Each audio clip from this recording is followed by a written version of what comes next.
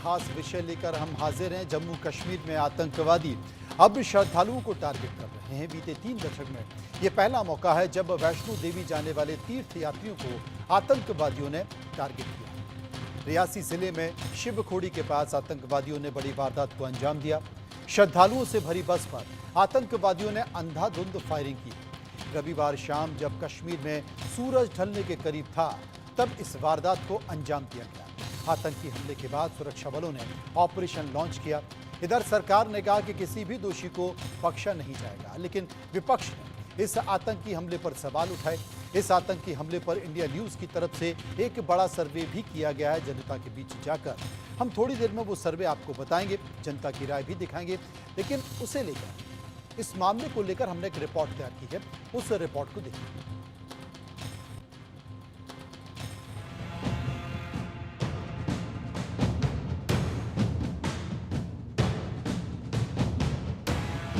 बेगुनाहों पर वार, आतंकियों का नापाक प्रहार। श्रद्धालुओं पर किया हमला, आतंकी हमले से रियासी दहला। हमले की साजिश किसने रची? 33 यात्रियों की जान मुश्किल से बची। कश्मीर की शांति को फिर गोलियों की आवाज से भंग कर दिया गया। जम्मू कश्मीर में टारगेट श्रद्धालुओं को बनाया गया। नापाक मंसूबों वाले आतंकवादियों ने बेगुनाहों और निहत्थों को टारगेट किया। एक बस पर घात लगाकर हमला किया। रविवार की शाम आतंकवादियों ने श्रद्धालुओं से भरी बस को टारगेट किया। सेना की वर्दी पहने आतंकवादियों ने बस को टारगेट कर गोलियां चलाईं। इस आतंकी हमले में कम से कम 9 लोगों की मौत हो गई। मृतकों में 2 छोटे बच्चे भी शामिल हैं।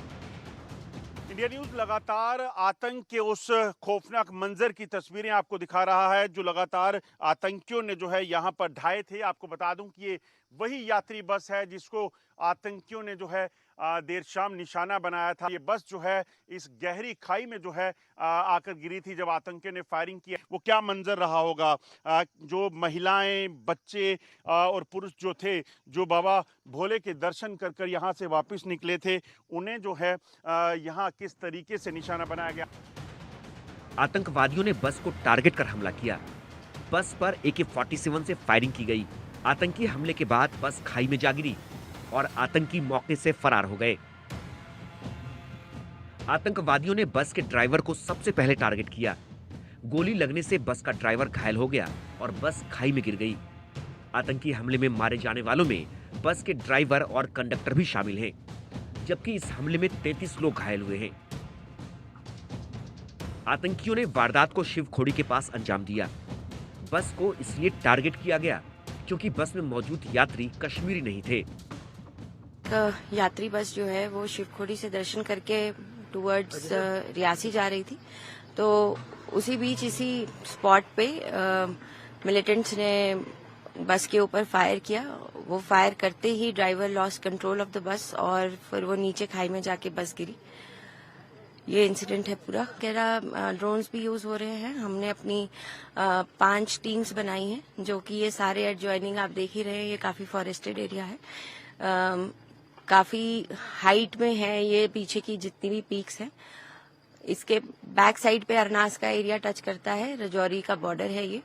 और वहां पे भी हमारी SOG की टीम, साथ में CAPF और हमारी JNK पुलिस, हम सब एक प्रॉपर एक टीम बना के ये पूरा एरिया कोम करते हुए इसी स्पॉट पे सारे मिले। सभी घायल लोगों को अस्पतालों में एडमिट कराया गया है। जम्मू कश्मीर के LG मनोज सिन्हा ने घायलों से मुलाकात कर उनका हालचाल जाना। मृतकों के परिजनों को 10-10 लाख रुपए, जबकि घायलों को 50-50 हजार की आर्थिक मदद देने का भी ऐलान किया। कल शाम को ही रेस्क्यू ऑपरेशन में प्रशासन और सिक्योरिटी फोर्सेस के लोगों ने सबको रेस्क्यू किया था। ज्वाइंट ऑपरेशन पुलिस, CRPF और आर्मी ने लॉन्च किया हुआ है। जो लोग भी इसके लिए जिम्मेदार हैं उनको निश्चित रूप से दंड मिले, इसका प्रयास हो रहा है। शिवखोड़ी के पास हुए इस आतंकी हमले में बस का खाई में गिरना कई लोगों के लिए जीवनदान भी बना।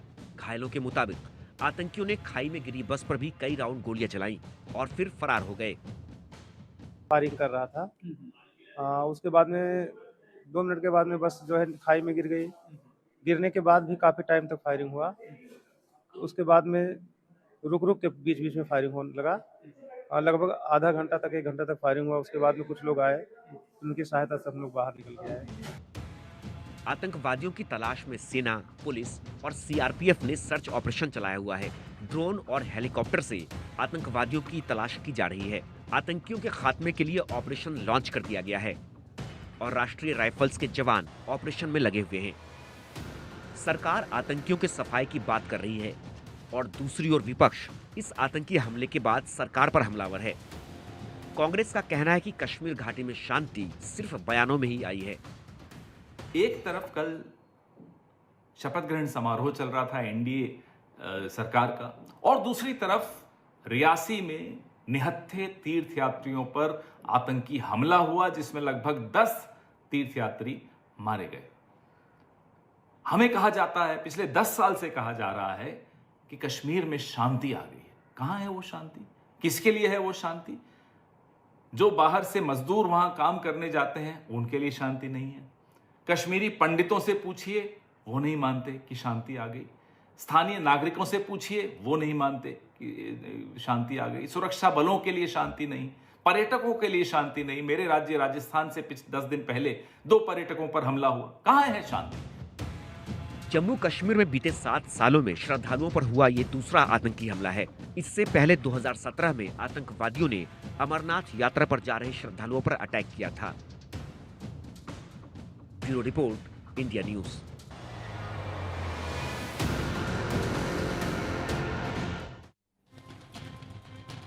इन्हीं सारी घटनाओं को लेकर हम लोगों के बीच गए। लोगों के बीच जाकर कुछ सवाल थे जो जहन में घूम रहे थे, उन सवालों को हमने लोगों के सामने रखा। लोगों ने उस पर अपनी राय दी। वो सवाल क्या थे आपके सामने टीवी स्क्रीन पर। पहला सवाल, आतंकियों ने कश्मीर में श्रद्धालुओं से भरी बस पर हमला किया, आपकी राय क्या है? 17% लोगों ने कहा टारगेट किलिंग, 56% लोगों ने कहा बौखलाए हुए हैं आतंकी और 18% लोग ये मान रहे थे कि अटेंशन बटोरने की ये कोशिश थी। 9% लोग इस पर कुछ भी कहना नहीं चाहते। विस्तार से चर्चा करेंगे। Major retired Mohammad Ali Shah, defence expert हमारे साथ मौजूद हैं।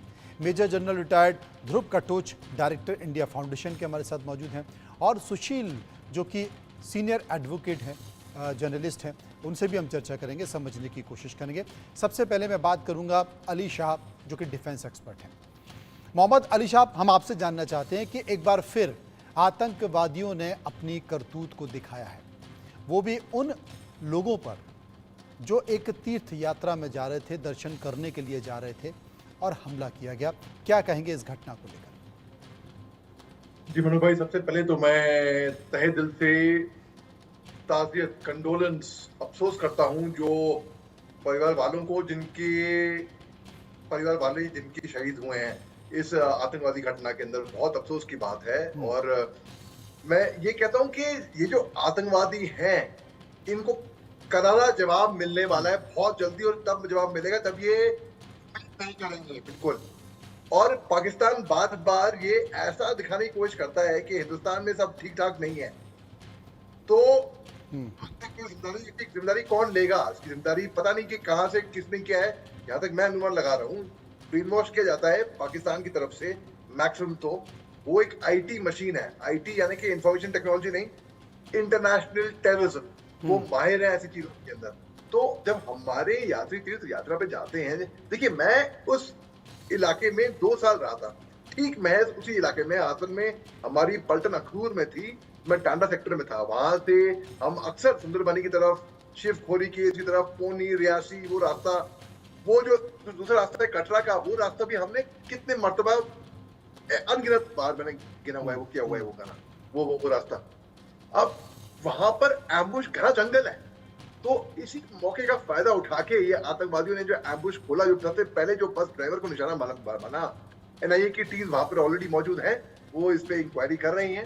देखिए ये इस ईट का जवाब, मैं ये बात अच्छी तरीके से जानता हूं, हम पत्थर से देने वाले हैं। कैसे? देखिए हमने जवाब तो खैर उन्हें मिलेगा भी, और हमारी जो सेना के जवान हैं वो लगातार प्रयास भी कर रहे हैं, उन्हें ढूंढने की कोशिश कर रहे हैं। कई सारे ड्रोन्स भी उड़ाए गए क्योंकि वो घना जंगल का इलाका है। पहाड़ी इलाका है, थोड़ा तकलीफ होती है, मुश्किल होती है ढूंढने में, लेकिन फिर भी प्रयास किया जा रहा है। ध्रुव कटोच साहब हमारे साथ मौजूद हैं। ध्रुव साहब, एक चीज़ जैसे कि हम सुन रहे थे, विपक्ष के लोग सवाल उठा रहे थे कि 10 साल से ये बयान लगातार दिए जा रहे हैं कि वैली में शांति है, कश्मीर में शांति है, लेकिन शांति कहाँ है? रुक रुक कर इस तरह की घटनाएं होती हैं, आतंकवादी घटनाएं होती हैं। अब भी वैली में, श्रीनगर में, जम्मू में आतंकवादी सक्रिय हैं जो निहत्थे लोगों के ऊपर इस तरीके से हमला करते हैं, उन्हें मौत के घाट उतार देते हैं। विपक्ष कहता है कि साहब सरकार की कथनी और करनी में जमीन आसमान करता है।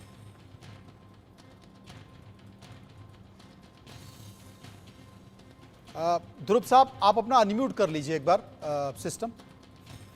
यस, हाँ अभी सुनाई देता है? जी, आ रही है आपके पास। हाँ जी, मेरे कहने का विषय ये है कि जब भी टेररिज्म की हम बात करते हैं, उग्रवाद की बात करते हैं, तो इसमें पॉलिटिक्स को बीच में नहीं लाना चाहिए, और ये तमाम पॉलिटिकल पार्टीज के लिए है। जब तक हम अपने देश में एकजुट होकर उग्रवाद के साथ नहीं लड़ेंगे, तब तक उनको, ये जो उग्रवादी है, जितने भी टेररिस्ट हैं और जो पाकिस्तान में बैठे हैं और जो भारत में बैठे हैं, इनका हौसला बढ़ जाता है। इनको मालूम है कि देखिए ये तो आपस में ही पॉलिटिकिंग में मर जाएंगे।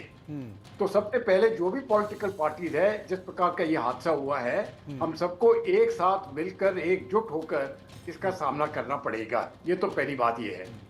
दूसरा, इसकी जो टाइमिंग है, ये सीधे तौर पर एक मैसेज दे रही है जो अभी नई सरकार बनी है। ये नई सरकार को एक मैसेजिंग दी है, आप वहां पर शपथ ग्रहण कर रहे हैं, लेकिन आप ये समझ लीजिए टेररिज्म जो है वो जम्मू एंड कश्मीर से अभी तक गया नहीं है। वो उनकी तरफ से मैसेजिंग है। लेकिन भारत की तरफ से मैसेजिंग ये है कि पिछले 10 सालों में जो स्थिति है, जो आज स्थिति है और जो 10 साल पहले स्थिति थी, उसमें जमीन आसमान का फर्क है। इसका मतलब ये नहीं है कि कोई उग्रवाद की घटना नहीं होगी, लेकिन इसका मतलब ये है कि जिस प्रकार से पहले घटनाएं होती थी, उस प्रकार की घटनाएं अभी नहीं होगी। वो तो जितने भी आंकड़े घटनाओं के और जितनी भी कैजुअलिटी है, वो तो साफ तौर पर दिखाई दे रहा, अंतर भी दिखाई देता है। इस बीच एक और सवाल है सर्वे का, वो मैं सवाल ले लेता हूं। एक और सर्वे का सवाल है कि कश्मीर में आतंकी हमले के पीछे पाकिस्तान की साजिश है। हाँ कहने वाले लोगों का जो नंबर है, जो राय है, वो है 86%, और ना कहने वाले 10% होंगे। 4% लोग इस पर कुछ भी कहना नहीं चाहते। हमारे पास वरिष्ठ पत्रकार मौजूद हैं, वकील साहब, उनके पास हम चलेंगे। वकील साहब, आप क्या मानते हैं कि जितनी भी घटनाएं वैली में हो रही हैं, कश्मीर में हो रही हैं, स्वाभाविक तौर पर करीब 86% लोग मानते हैं कि ये सब पाकिस्तान की साजिश है, पाकिस्तान के द्वारा प्रायोजित लोग हैं? देखिए, इसमें मुझे आजकल जो ये कल जो वाक़या हो गया रियासत में, इसका मुझे 2-3 कारण है।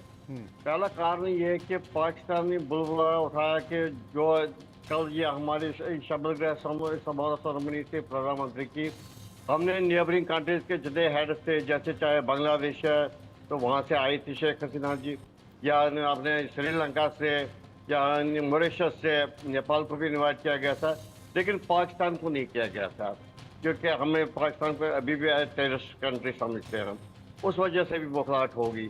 दूसरा मुख्य कारण है जो मोदी जी के पिछले बार या होम मिनिस्टर साहब के या बाकी नेताओं, बीजेपी के नेताओं के जो बड़े भाषण रहे कि हम पाकिस्तान ऑक्युपाइड कश्मीर को वापस लाएंगे, उससे भी वो बौखला हो गया है।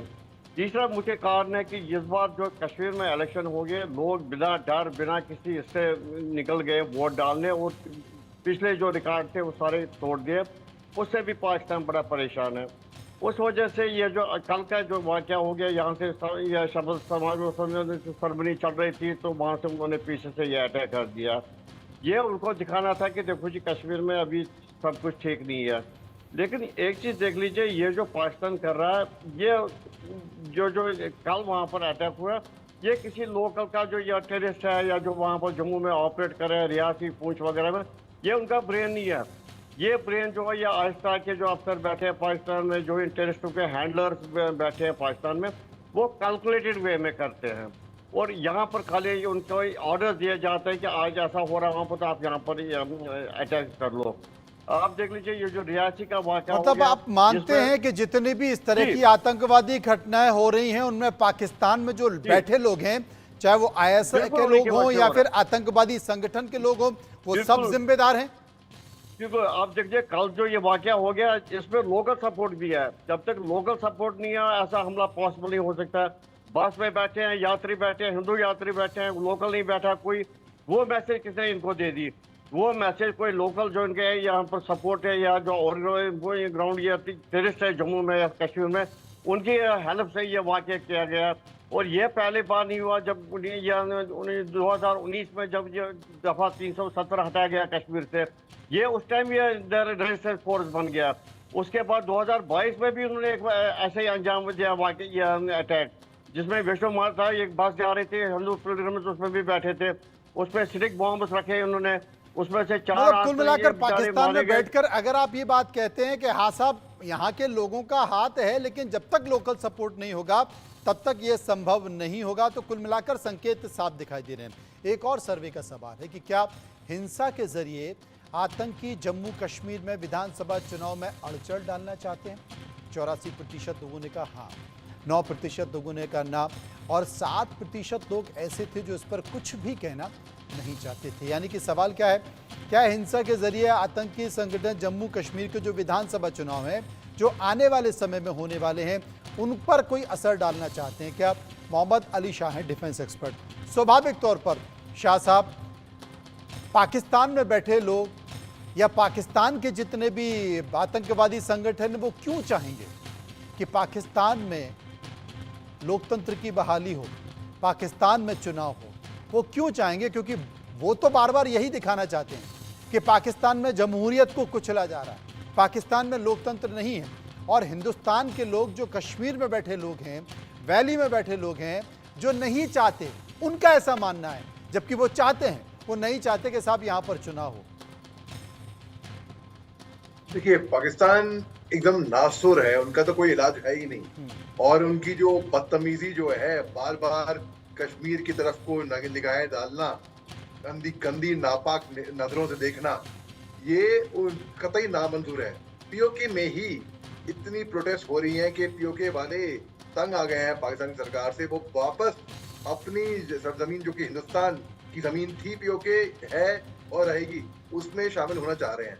अब पाकिस्तान के अंदर आप देखेंगे खुद इतने सारे क्राइसिस हो रहे हैं, भूखमरी से जूझ रहा है पाकिस्तान, उग्रवाद जो उन्होंने खुद पैदा किया उसी से ही जूझ रहा है।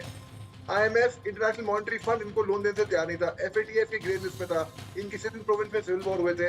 तो ये अपने दुख से दुखी नहीं है, ये दुख है अपने पड़ोसी के सुख से। उनको चिढ़ मचती है कि हमारी GDP इतनी ऊंची गिर रही है।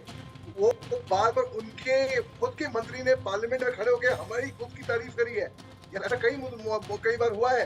तो पाकिस्तान को बेसिकली तकलीफ अपने आप तकलीफ नहीं है। वो क्यों चाहेगा? वो क्यों इसलिए चाहेगा क्योंकि वो अनरेस्ट पैदा करने की कोशिश करेगा हिंदुस्तान में, और ये दिखाने की, ये नैरेटिव बिल्डअप करने की कोशिश करेगा कि not all is well in India, कि कश्मीर में सब कुछ सही नहीं है।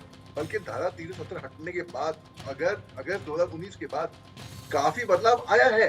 मैं आपको ले चलता हूँ 2003 में, जब मैं एक यंग लेफ्टिनेंट था, 20-21 साल पहले सरहद पे था मैं, हमको हुक्म नहीं था, हमको ऑर्डर नहीं था कि अगर दुश्मन हम पे फायर करेगा सरहद से उस पार हम फायर नहीं करेंगे, हमको अप्रूवल काफी ऊपर तक लेना पड़ेगा। लेकिन आज की तारीख में ऐसा नहीं है। आज हम कुछ भी हम पे अगर दिखेगा नापाक नजरों से, हम चीरेंगे, वो कहेंगे उसको। तो बेसिकली पाकिस्तान ये नैरेटिव स्प्रेड करने की कोशिश करता है और कुछ नहीं। और जैसे कि जनरल ध्रुव कटोच साहब ने बिल्कुल दुरुस्त फरमाया पहले कि जब भी कोई उग्रवादी हमला होता है, सबसे पहले कोई भी पार्टी हो कूद पड़ती है इस पे। हिंदुस्तानियों को देखिए ना, हम हिंदुस्तानी हैं, ये पॉलिटिकल पार्टी कौन है किसी जिम्मेदारी को छोड़िए, हम हिंदुस्तानी हैं, सारे हिंदुस्तानियों की जिम्मेदारी है।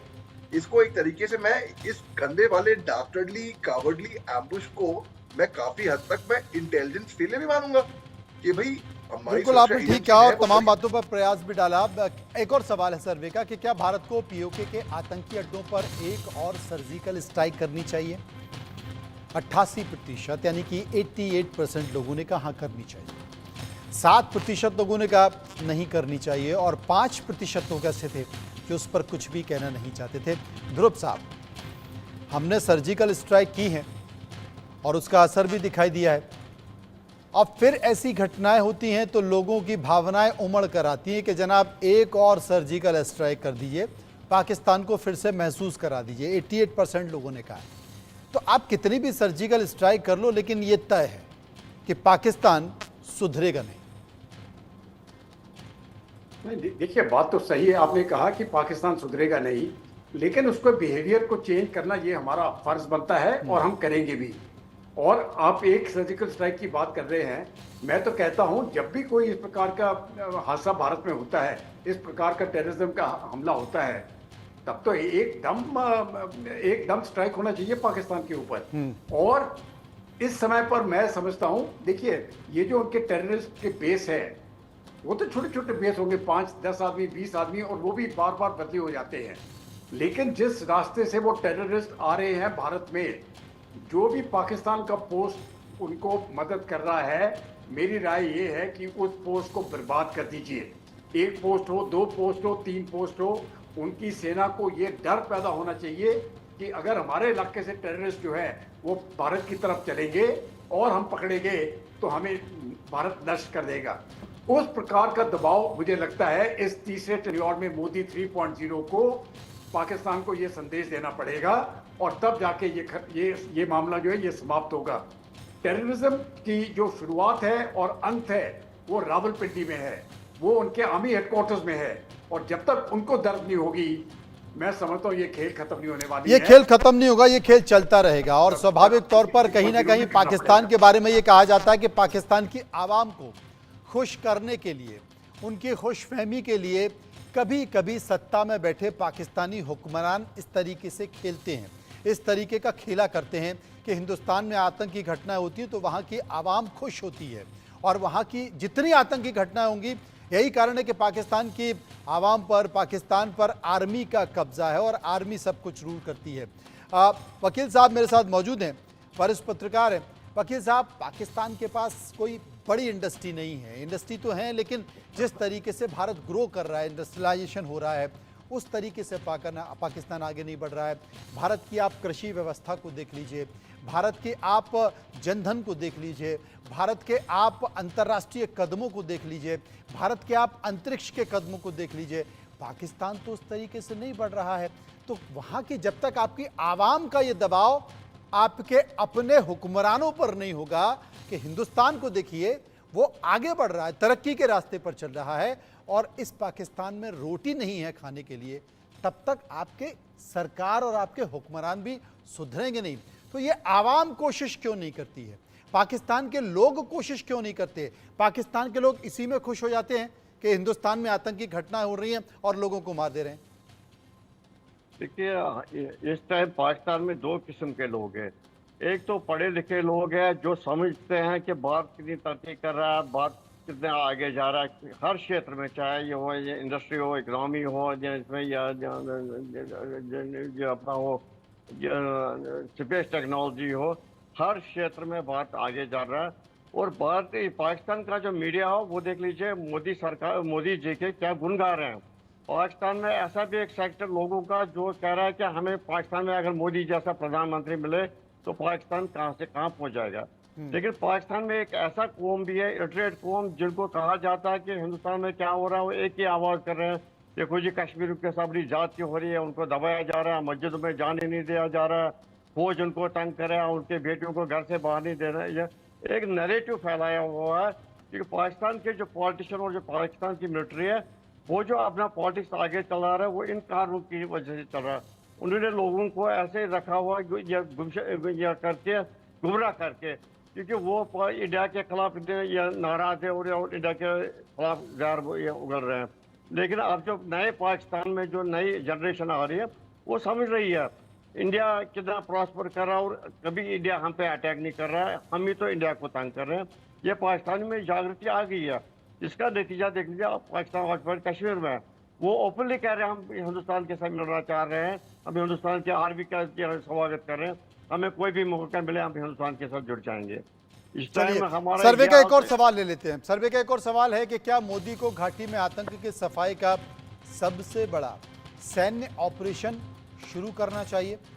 92%, 92% लोगों ने कहा हाँ, 5% लोगों ने कहा और 3% लोग इस पर कुछ भी कहना नहीं चाहते थे। शाह साहब जी देखिए, जैसे कि जनरल ध्रुव कपूर साहब ने बिल्कुल सही फरमाया कि जब भी कोई हमला होता है सबसे पहले हमको जिस पोस्ट से इन्फिल्ट्रेटर आए हैं, जिस पोस्ट से उनको इंकरेजमेंट मिला है, उस पोस्ट को बर्बाद कर देना चाहिए। बर्बाद बंकर, बस खत्म कहानी।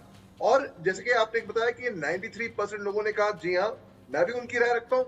जी हाँ, हमको कार्रवाई करनी पड़ेगी और करनी चाहिए। हमने पास में किया है और मेरे को पूरी उम्मीद है कि हमारी सरकार तब ये उनपे ऐसा बरसेगी जब उनपे बिल्कुल उम्मीद नहीं होगी, ताकि वो दोबारा उनपे नापाक नजरों से ना देख पाए।